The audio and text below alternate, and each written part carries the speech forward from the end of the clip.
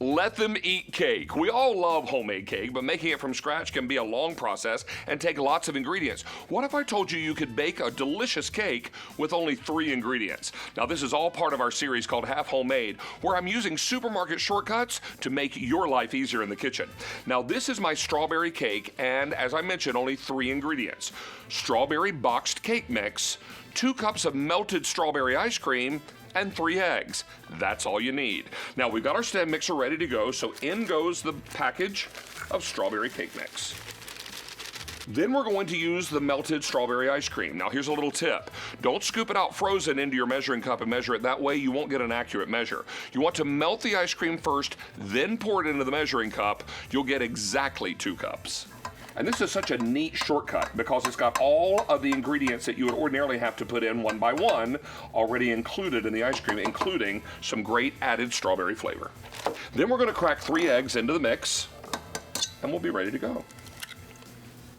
Now, what I really love about this recipe is that you're not limited to just strawberry here. Just make sure that your cake mix flavor matches your ice cream flavor. So if you love chocolate, do chocolate ice cream and chocolate cake mix.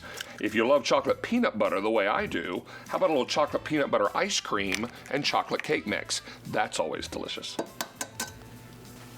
And then put this on a low speed to begin to incorporate all your ingredients. I really love using the KitchenAid stand mixer with that flex edge beater because it scrapes the bowl as it mixes. You want to let this go for a couple of minutes until all of the cake mix pieces have been moistened and incorporated into the batter. You want it to be silky and smooth. Now, as this is mixing up, I want to give you a little tip about the type pan you want to use here. You'll want to use a bundt pan to bake this cake. Now, we tested this recipe a lot, and in other types of vessels, it didn't bake and rise properly. When we finally used a bundt pan, it worked beautifully because the bundt pan, its circular shape helps the cake to more evenly distribute the heat, but also this center cylinder helps the heat in the middle and around the sides, so it causes that cake to rise up and really be perfect. So that should just about do it. Now, this cake mixes up really quickly, and it's beautiful. It's nice and silky. This is going to come up and out of the mixer and then right into the tube pan. Use a silicone spatula. That helps you kind of squeegee all the cake mix right out of the bowl. And then we'll just get this right in. Now, you want to make sure that you spray your bundt pan well with a non-stick cooking spray. Even if the pan is non-stick, I like to add a little more just to make sure. A little insurance policy. Okay, let's get this cake into a preheated 350-degree oven for about 30 to 35 minutes. And then I'll get my counter cleaned up and we'll put together a quick and easy 2-ingredient glaze. Now, I love this glaze because it's so simple and can be used on lots of desserts. This is 3/4 of a cup of powdered sugar. So in goes the powdered sugar. And then 4 teaspoons of whole milk. It's super easy. Grab a whisk and just start stirring. What's nice about this is that it can be used on so many different kinds of desserts. If you're making cupcakes, this is a quick and easy glaze. I also find that if it gets a little thick, add a little milk to it, and then just let it sit until you're ready for the glaze.